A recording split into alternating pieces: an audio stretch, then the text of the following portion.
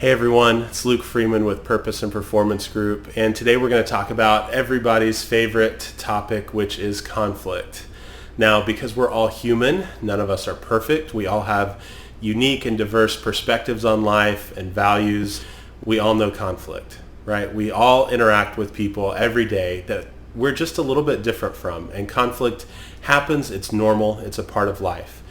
But there's this unique thing about conflict with human beings in that since we're such social creatures and since our survival over generations has really depended on cooperation and interconnectedness and shared successes and shared failures, our place in a team, our place in a relationship really holds significance to us. It really provides us a sense of safety, a sense of status, a sense of security and predictability in our lives.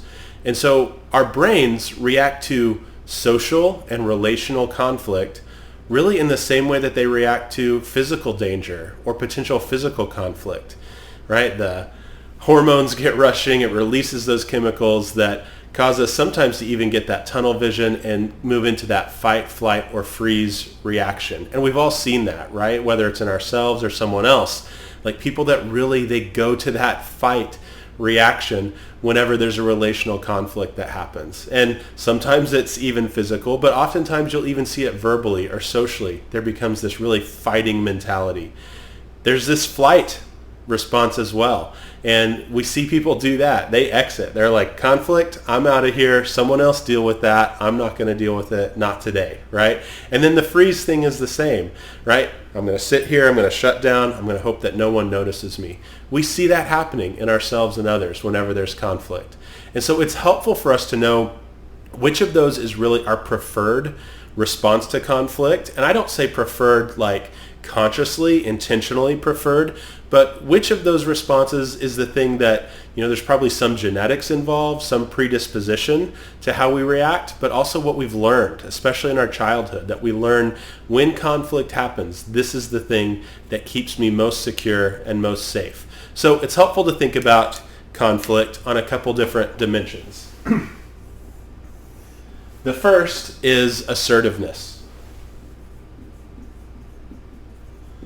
So assertiveness is essentially our predisposition to dominate, to put ourselves out there, to fight, okay? And if we're tend toward assertiveness, it's probably something that we can't control a lot, although we can influence when we move to assertiveness and when we don't over time. The second dimension is cooperativeness. All right, so the amount to which we tend to cooperate and the amount that we tend to want to help others and want everyone to win. Now, it's going to sound like there's a good or bad, like, well, more cooperative is better, right? And less assertive is better. Well, not necessarily, right? The combination of these two dimensions is really where our conflict styles emerge from. And each of these styles that I'm going to go over has some benefits and some areas where they really can be helpful. And each of them can also be misused in the wrong scenario. So if someone has low assertiveness, and that's their preference, and they also aren't necessarily very cooperative, we call that avoiding conflict. All right, so there's this avoid box where, if there's conflict, I'm going to shut down or I'm going to leave, and I just don't really want a part of it. I don't really care about the success of other people, right? And I don't really want to get into a fight or a conflict with someone, so I'm just out of there. Okay, so if we're not assertive, but we want to cooperate, we move into this place of accommodation, right? Where we just accommodate. Okay, there's a conflict, give them what they want. Right? Give them what they want, they'll go away. I don't need anything. Or sometimes it's even from a place of like really, I want to serve people. And if that's what they want, that's not what I would do, but I really want to get them what they need, right? We don't really want to mess up what they have going on, so we just become less assertive and want to accommodate to what they need. If you're kind of medium in both areas, right, that's what we call compromising. Right? There's a lot to be said for compromising, sometimes that it really is useful and helpful. Okay?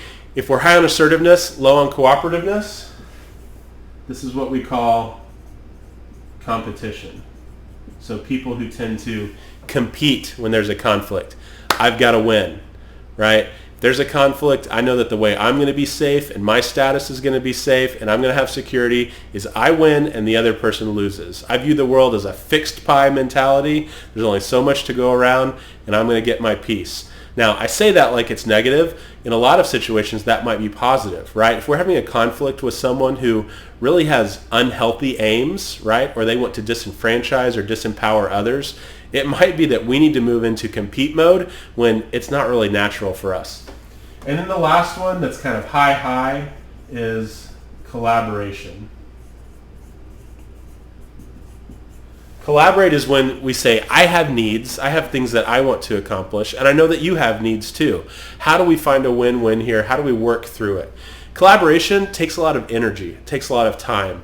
For those of us who tend to collaborate for everything, it can be a waste of time.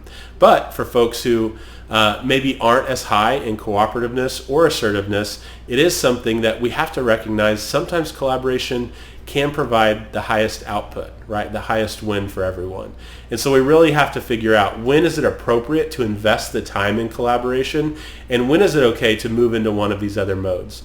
All right, so again, none of these are good necessarily or bad necessarily, but it's super helpful for us to know where we land, which of these approaches we tend to take, we prefer to take. Because only when we know where we're at, what our preferences are, can we become really intentional about saying, okay, for this situation, I know I'm going to tend to avoid it. I know I'm going to tend to compete in this situation. Well, is that really the most helpful thing, right? Is that really what I want to do? Does that align with my purpose? Does that align with the goals of the project or the goals of the team?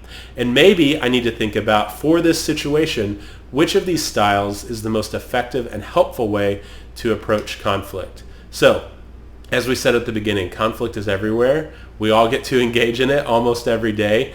Let's not do it with risk, that perceived risk, driving all of our responses, right? Let's engage with conflict in a way that we really are moving forward, letting go of the old status quo, moving forward to what's next, to find the best wins for ourselves, for the people that we lead. Have a great day.